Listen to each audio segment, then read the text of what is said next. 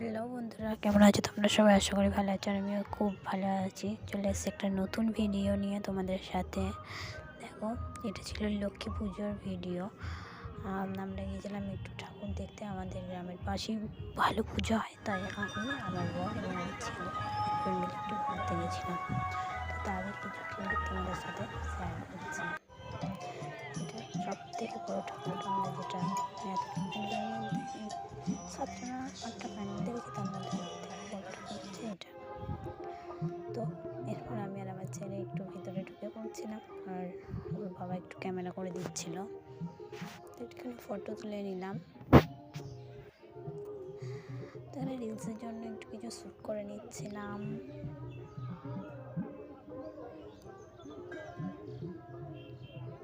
তো দেখো, ভিডিওটা তোমাদের কেমন লাগলো, আশা করি ভালো লাগবে।